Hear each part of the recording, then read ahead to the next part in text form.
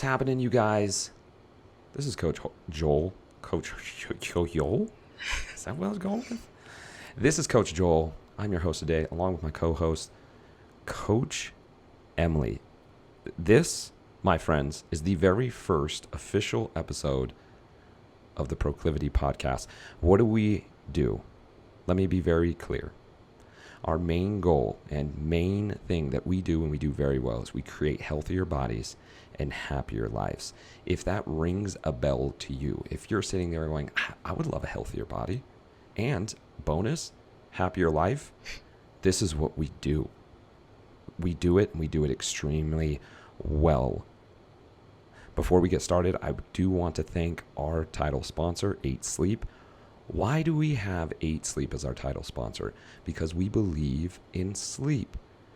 If you sleep more, you will be happier. If you sleep more, your hormones will balance. If you sleep more, you're going to make more money. That's subjective, but you know what I mean. If you haven't checked out 8 Sleep, head to 8sleep.com. If you're interested in purchasing an 8 Sleep and optimizing your sleep, at checkout, just put Joel. Put Joel. We kept it simple. Joel. And you will get a discount on your purchase. That's 8sleep.com. Coach Emily, what's happening? What's up? Excited to be here. Officially. So you guys, we were supposed to start this an hour ago. But with all good things, you got little bumps, and we were figuring out some technical issues, and some wires were getting crossed, and we had to reset our computers, and got that opportunity to play with your dog. What's your dog's name again? Doc and Virgil. I have two. Two dogs, hunting dogs. They're beautiful dogs, gorgeous dogs. I love them so much. And I just realized, big news today for your family. Yeah, my son's first birthday. 1 year ago, you gave birth. Yep. Shout out to Dansby and myself for that day. Real. And my husband, of course. Yes. Yeah. All of that. So, hey, congratulations on giving birth and looking like a freaking rock star 1 year later. Appreciate with a it. lot of hard work, Emily. You Yep. put in a lot of hard work to be able to get where you're at. So, congratulations. Thank you. All right, guys. We're going to talk about something that's really near and dear to our hearts here at Proclivity. It's one of our main staples. It's about creating metabolically flexible bodies. Now, this is becoming more and more of a catchphrase. And what we're going to do is we're going to talk about it, and we're going to give you a great understanding about metabolic flexibility, what it is, why you should have it, and why you may not have it right now. It is one of our main goals when taking people through the Proclivity method, is getting them to a point that their bodies are very metabolically flexible. And you're going to find out soon why that's so important and how it can create a fat-burning body, which is always cool. Burning fat and having a great body composition. Is that something that most people want? Yep. 100%. So let's give the people what they want. Let's do it. Dang right. Coach, let's get into the nitty-gritty. What is metabolic flexibility? In a nutshell, what is metabolic flexibility if people never heard of what it is? Yeah, in simple terms, it's the ability of your body to switch fuel sources, the ability to adapt to change. Usually that happens because you are not eating food, you're eating certain types of food, say lack of carbohydrates or lack of fat, or you're exercising for a long period of time. Those kind of things will usually affect it. But it's your body's ability to adapt and use fat and or carbs.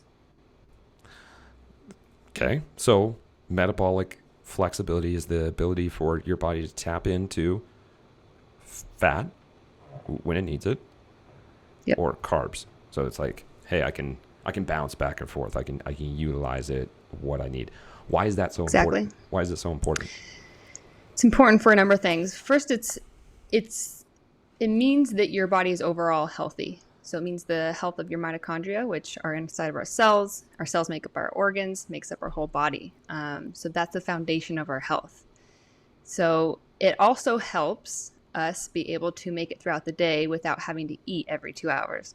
It doesn't make us hangry or reliable on carbs or on food in general. So we can usually sleep better, we can exercise better and longer, and we don't have to continue to snack all day. Those are the main ones. Oh, that's weird. I wonder if anyone right now is listening and going like, yeah, I do tend to snack quite often. I would love to have energy throughout the day, for my workouts to be fantastic, always being able to finish and finish strong. All of those things. You know what? I'm going to tell this story. I'm going to tell it because I like it. Guys, you should know, Emily is she is like the level-headed one of the two of us. If we were like a two-headed monster, she'd be the ones being like, I don't know if we should do that. Me, on the other hand, I'm just like, no, I'm going to make this bold statement. I was getting my hair cut the other day. I was talking to my barber, and we started talking about metabolic flexibility. Got very interested, and I was explaining what metabolic flexibility, and really what I got down to is I said, hey, listen, really the nitty gritty, I have superpowers and you don't. That's what it comes down to. That really caught his attention, and probably caught your attention, because you're like, wait, what do you mean? What I mean is that I have the ability to go without food. So if you guys follow me on Instagram, I just did a bunch of traveling. So I was traveling across the country. You know what I do on days when I'm traveling? I don't eat. And it's not hard. I don't lose energy. I don't get brain fog. I don't feel fatigued. That's what I say, that I have superpowers, because I have created a metabolically flexible body. It's able to go, oh, cool, you're not going to give me carbohydrates right now? Boom, fat. And I'm able to stay consistent throughout the day. Now, there's certain parts of not eating throughout the day, such as making sure you have water, making sure that your electrolytes are balanced. But hitting that up, you become superhuman, okay? That's what we're actually trying to do. It's our secret. Proclivity is actually trying to create superheroes, and we do it through metabolic flexibility. Boom. There you go. That's Emily giving me like the thumbs up of like, okay, well, I'll give you some support, but I'm not going to say that we're creating superhumans. Well, I'm wondering if your hairdresser was like, well, why does that matter for me? Well, barber. Okay, I go to a barber. All right. Yep. Okay. You're right. Hairdresser. Come on. Sorry, Vinny, if you're listening to this. She didn't mean it. What'd you say on my barber? Yeah, I'm just curious if he was like, well, that's cool that you can do that, but why do I care to do that? Yeah. I mean, the obvious one that you mentioned is you can travel without needing to eat. And why is that helpful? Because when you travel, there's not many good food options. Correct. Yes. But there's so many more benefits to that. Go. You know what? Because you're the level-headed one, Coach, why don't we talk about the benefits? Let's talk about the benefits of having a metabolic flexibility. Now, I named one of them. Hey, I can go without food 24 hours, 48 hours. It is not an issue for me. I do not freak out. I do not get scared, right? There's people, and you guys, we dive into this as well. The way that you talk to yourself when it comes to food creates the reality that you're living in. So if you're constantly repeating to yourself, oh, there's just no way, I can't do that. Well, abracadabra, you get what you ask for. There's no way you can do it. Now, you change your language, that changes your destination. So making sure that our language is correct when we're talking about our nutrition, our health, our lifestyle is very important. But we talked about the benefits of being able to go without food. What are the other benefits? The ones that are really the home run hitters. Yeah, so not being hangry, and being able to be in a deficit, lose weight a little bit easier. So people, obviously, you have to be in deficit of calorie intake to lose weight. That's the basic understanding. And it makes it much easier to do that. It makes it easier mentally, in regards to your cravings, you're not as hungry, and your body is able to switch to burning fuel, meaning your stored fat. Mm. So those are the big ones that most people are like, oh, yes, that's what I want. So when we throw out something like episode 37, how to create a fat burning body, that's what we're talking about. Yep. Yeah, and another big one that people tend to push to the side is sleep quality. So oftentimes when people wake up in the middle of the night, between 12 and 4 a.m. is really common. So that has a lot to do with your metabolic flexibility as well. How come? Because your body's waking itself up because it is used to getting that consistent carb or fuel source throughout the day, and it carries on over into the night. This is one reason. And your cortisol levels spike in the middle of the night, being like, I need more fuel. I'm used to this. I need it. And then, your cortisol level spikes, and that's what wakes you up. It's like, hey, I need more. Right. Because cortisol, its job is to be able to put blood sugar or to put sugar in the bloodstream, right? But it's also going to be a stimulant. It's going to wake us up. Right. So having a body that's more metabolically flexible gives us better rest. Exactly, yeah. Okay, guys, I know for a fact someone's listening and going, dude, yeah, that's me. I wake up between 12 and 4 all the time. Let's then take a look at your diet. So, people who are metabolically inflexible, what does that diet look like? So that we can, if anybody's listening, they're going like, no, my diet's good. What are the foods that people are unsure, unaware of that they could be eating, and what can we change that to? So what are the foods that right now, if somebody's listening, they're like, I'm not sure if I'm metabolically flexible or inflexible. What are the foods that they would be eating to show that most likely you're probably going down the path of inflexibility instead of flexibility? Mm-hmm. I will say it is different for everyone. Everyone reacts to different carbs differently in food in general. So right. I will first say that. But in general, what I see are people eating too many processed carbs, meaning the breads, crackers, chips, pastas, grains, those kind of things. And again, they're marketed as healthy if they're whole wheat, whole wheat toast, whole wheat pasta. Yeah, organic. Yeah. And even like oats, like we've mentioned before, oats with berries and honey in the morning. Those are all great foods on their own, but altogether they create a huge bolus of sugar and carbs. And if you don't have that paired with protein and or fat, or both of them ideally, then that is going to spike your blood sugar. And so blood sugar regulation is very key to your body being able to be metabolically flexible. And so what ends up happening, right? We'll continue down this path of metabolically inflexible bodies. You end up eating that, and you said the bolus, right? For people who don't know what that is, what is that? Just a grouping of stuff. Usually that's in your stomach when you put food into your stomach, and that's what gathers all together. Right. So that's your energy source, your chi within inside, right? What ends up happening to your body when you end up eating atypical, Emily, from a lot of people that I talk to? When we talk about breakfast, it is very similar to what you said, right? Well, I do some Greek yogurt.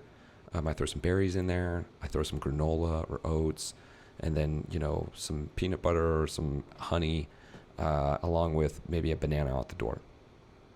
What's wrong with that? Not saying that there is something wrong with it, but when we're talking about metabolic inflexibility. Yeah. So for most people, they eat that and they go to work and they sit all day, or they're going to drive or whatever it is. They're not going to go get a lot of movement or exercise in. And right. So if you're going to go sit, then that's a huge blood sugar spike. It's a lot of carbs and sugar. And so it's going to spike your blood sugar, and it's going to cause your body to store a lot of that. And so you're going to get that energy high, and then you're going to get that energy crash later on. And your body's going to... Is that because the insulin's coming in, and it's pulling out that sugar, and so now it's storing it. Now we don't have that kick and punch? So at first we have that huge spike, and it's too much for our body, so it stores it. Yeah. And then our body likes to have homeostasis, so it wants to come down. Our blood sugar wants to come down. So yes, that insulin will help with that, but then it goes too low, and it's not stable. And that's where we're like, oh, feeling draggy. And again, it's usually from too many carbs or the wrong kind of carbs for your body, and not enough protein and fat, because protein and fat is what stabilizes that blood sugar. And the other day, we did a Tuesday night live. If you guys don't know, follow us on Instagram, proclivity.co. We do Tuesday night lives where we go live and we show you the foods, and we go to the grocery store and we get into the nitty gritty, and Emily drops the knowledge bombs left and right. And we talked about the importance of having protein and being satiated. And one of the benefits of having proteins and fats is that they're going to be lower on the carbohydrate, right? And so that's moving us more towards metabolic flexibility, where we can go longer periods of time without eating and feeling satiated. So we're not coming back to the snack bowl time and time and time and time again, right? Right. We're getting somewhere here. So people end up having that bowl of deliciousness. Then they start running into, okay, there's this big drop. The body then says, what? There's this big drop. They're tired. Now what ends up happening? Now your body's like, I need more. I need more of that so I can raise my blood sugar back up so I can keep moving, keep having energy for the day. So what do people usually do? So then you have those cravings, and then you go back to eating more. You reach for the snacks or the easiest go-to food. And when we do that, what type of foods are people usually grabbing on average? Usually higher carb sweets, or something that's just hyper palatable, processed, because that's what your body's craving at that moment. And what is hyper palatable for people that don't know? Yeah, so they're foods that are literally made for your body and brain to crave more. So they are the chips that are, really full in carbs and fats, but void of nutrients in whole foods. So that's the stuff that people are like craving. They get this big sugar crash, right? And now all of a sudden they start getting, right, work's maybe a little bit stressful, right? So now they're a little stressed up, a little tense, and they know that they can get that dopamine hit of having that hyper palatable food, where they'll just get a release and be able to go, oh, okay, I feel better. I've released some stress. I've now satiated a little bit of this hunger cue that's going on, and bring up the blood sugar. But we're just repeating the same cycle again, aren't we? Yep. Yeah. Our bodies are wired to want those kind of foods because that's going to give us the quickest source of energy immediately. And it's going to want to store those for survival, basically. Okay. So now we're on this, and I hope you guys are following this. We're on this process, and we're going through the day. And there should be a lot of you guys at this point shaking your head like, oh, yeah, that is kind of what I'm doing.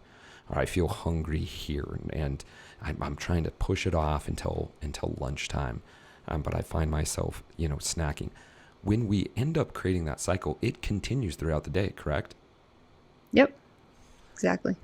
So if we continue with those hyperpalatable foods that are usually higher in calories but lower in micronutrients, what ends up happening and you said this in the beginning, hey, you want to lose weight? How do we lose weight? And there's no ifs, ands, and buts about this. Less calories. So do people who are metabolically inflexible tend to eat more calories throughout the day? Yes. Oh my gosh, you guys. See, I'm working Emily here so that she can say yes or no instead of how she's so good at going, well, it depends on each individual. I'm like, yes, it's still Emily, true. I know that it depends on each individual, but we're trying to get people moving here. That's why, again, like I said, I'm the guy that'll say I'm superhuman. And Emily will be like, well, it depends. Depends on your superhuman. Definitely more reserved. Hey, you know what? It's a good balance. Yin and yang here. Yin and yang. True. Okay, so that's a diet, okay, of metabolic inflexibility. Let's flip it around, right? We know that cycle continues throughout the day. There's some snacking, hyperpalatable foods. We get to dinner late at night. Yep. We talked about this in our Tuesday night live as well, of what ends up happening when we get home and we start eating those hyperpalatable foods, and even the good food that we have at home, we end up not eating a lot of it because we went to the hyperpalatable foods at first, higher calories. We end up not eating the more nutrient dense foods when we actually get home. But I digress from that. What would it look like for a metabolically flexible body? What would their diet look like first thing in the morning? Rough. Just give me rough here. Yeah, so I always have people at least first experiment with something high protein, high fat, and low carb.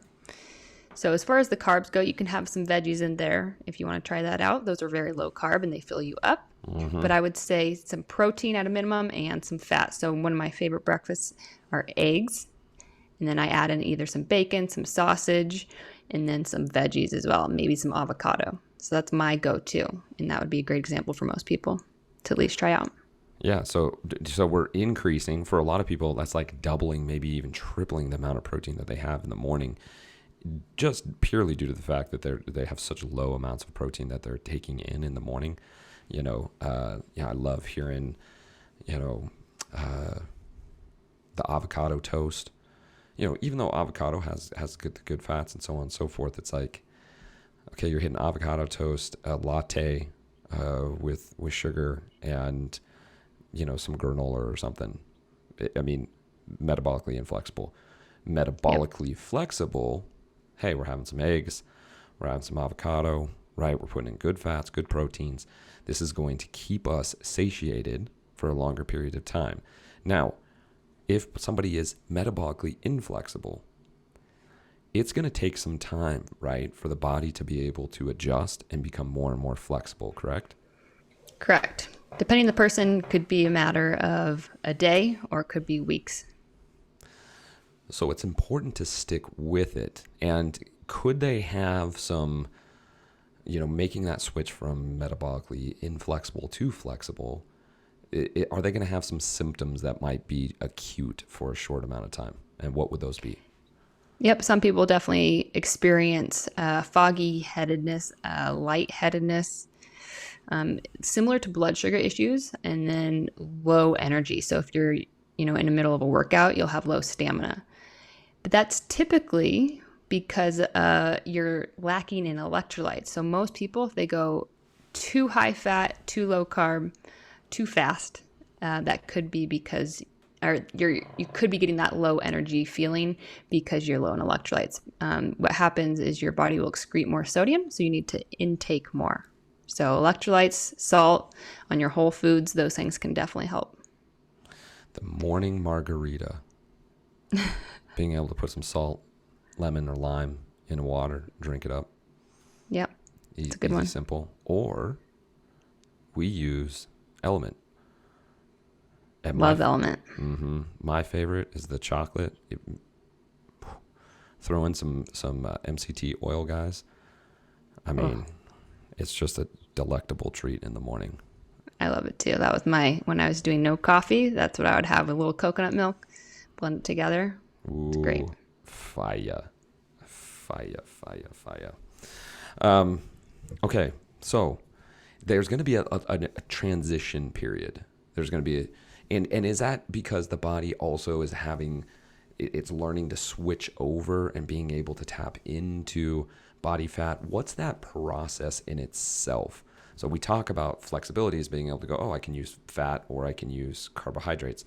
How does the process of using fat give us that energy to be able to be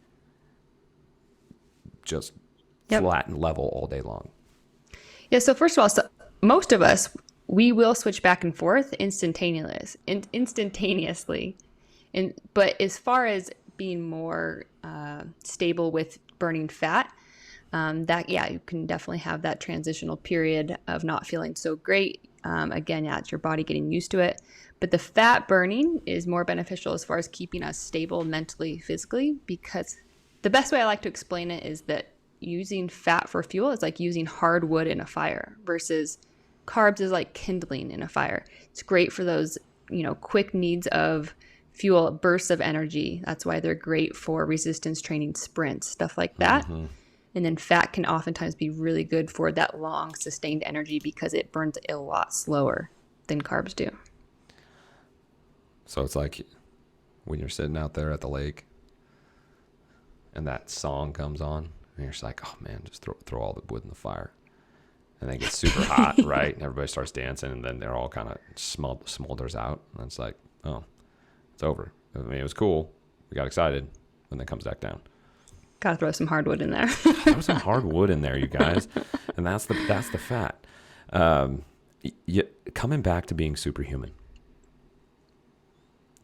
I've been focusing on lower carbohydrate diet. I wouldn't go off to say that I'm keto. Could I be in keto? Who knows, right? This is where I do agree with you. Well, I agree with you every time. Let's make that first very apparent. But where I'm not going to be so punchy is that when it comes to ketosis, that's really going to depend on the body, along with all the other things. But I ran a 50K with no carbohydrates. And I was completely fine throughout the entire race, but exactly what Coach Emily said, my electrolyte balance was garbage. I was super off. I ended up cramping like crazy. But beyond that, everything else, my energy levels, my brain, there was no fog, totally good. I do not suggest people to do this. Let's just put that out there. But it does show the body's ability to adapt. And it's very important that we know. I'm a big supporter of, and again, Emily's not going to agree with me on this, or she will, but in a very more calm or level-headed way. Listen, guys, you don't need to eat as much as you think. I'm just going to put it out there. Period. You don't need to eat as much. It's a very social thing. We feel like, oh, I got to eat every 2 hours, or I should eat lunch, or I should eat breakfast. I'm like, maybe you should go a day or two without eating. See what that feels like. Give that a shot. Because our body is incredibly resourceful when we give it the opportunity to do so. So I'm a big supporter of, like, you know what you do? Just don't eat. Which, again, that's why Emily's laughing, because she's like, don't say that. Remember our business. Yeah, I mean, I would say maybe start small. Do 12 to 14 hour fast. Yeah. I'm just like, just stop eating forever. Okay. Anyways, we're going to get into a fasting episode, guys, where we'll talk about fasting and the benefits of fasting and autophagy and so on and so forth. But let's finish off here. What are the top 3 things that people can do to start creating metabolic flexibility today? What are the things? Hey, somebody's listening and going like, oh man, that is my breakfast, and I do have these cravings, and this is what I feel throughout the day. I want to be superhuman like Joel. Yeah.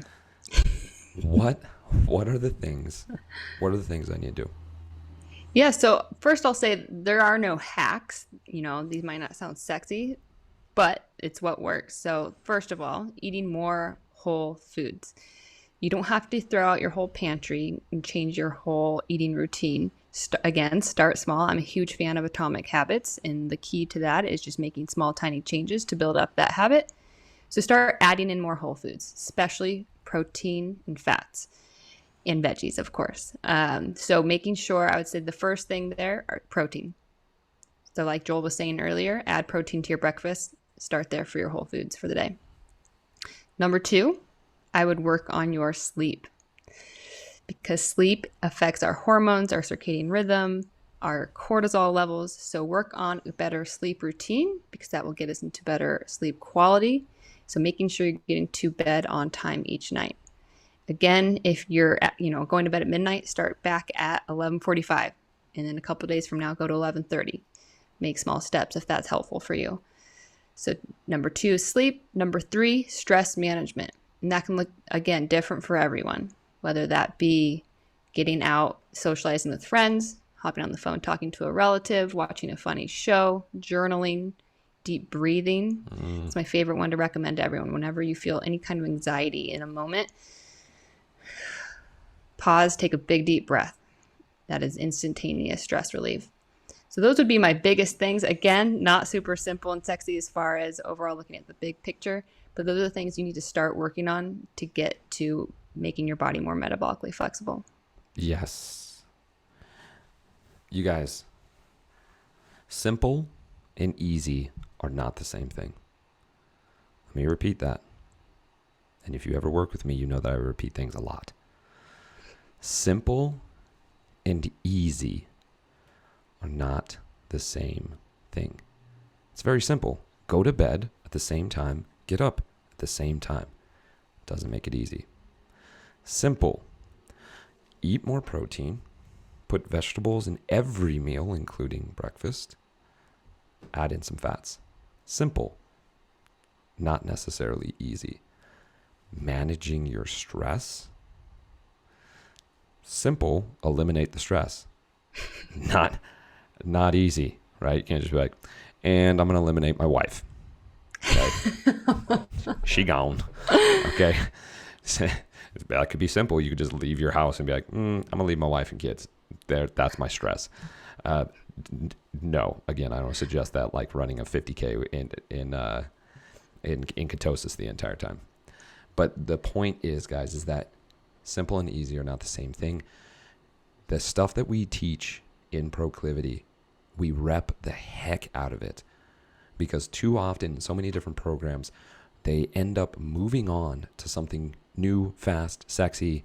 Let's count your carbs or your macros, and yes, can that work? Absolutely. But what we're trying to do is we're trying to create metabolically flexible bodies that can last a lifetime, where if you want, you have the option to be able to skip a meal. That if you want, you can have the energy to go exercise without crashing. This is what we do at Proclivity, specifically the Proclivity method. That's where you get to work with Emily and I. We work on mindset, we work on nutrition, we create habitual habits that will last a lifetime, that you will be able to continue to use so that you can have the body that you want in the life that you love. If you're interested in that, reach out to us. You can go to proclivity.co. That's .co, not .com, because it's cool. That's why. You can go visit us on Instagram at proclivity.co. You can go see me, Joel, on Instagram at Joel Cochran. You can go see Emily at Emily Rodella or N Yep. Rodella. Nope, Emily Rodella. And talk to us. If you're curious, if you're ready to live in a healthier body, in a happier life, we're here. That's what we do. Do you agree with that? Can we get that? I agree. Yes. And that I'm superhuman. Yep, I agree. Ooh, I got that out of her. And this is going live all across the world. So now it's official. I'm superhuman. It's All true. right. That's the beginning of it, guys. You can come back. You can visit us. We're going to be talking about more nutrition, lifestyle, fitness, health. We're going to bring on incredible guests who are going to give you applicable information, just like what Emily did today. Hey, start doing these 3 things. Start doing these 3 things. Even if you start doing one of those 3 things, you're going to see amazing results. It's not as hard as you think. Simple and easy are not the same thing. Coach Emily, what do you think? I'm excited. Reach out with any questions. Like Joel said, I love hearing from people on Instagram. So shoot me a message or a question and I'll get back to you. Beautiful, guys. Keep your head on a swivel. We're coming at you. We're doing all sorts of good things here at Proclivity. If you guys have questions, reach out to us. Go to the website, proclivity.co, Joel at proclivity.co, Emily at proclivity.co, or you can just, if you're not sure, you don't want to play favorites, you can go team at proclivity.co. Emily, I'm glad we were able to figure out our technology. Same. Thank you for everyone's patience. Yeah, we do it. We do it. All right, guys, that's it for this episode 37, How to Create Fat Burning Body Through Metabolic Flexibility. If you have any questions, reach out. If not, we're going to see you on the next episode, episode 38. See you later. See ya.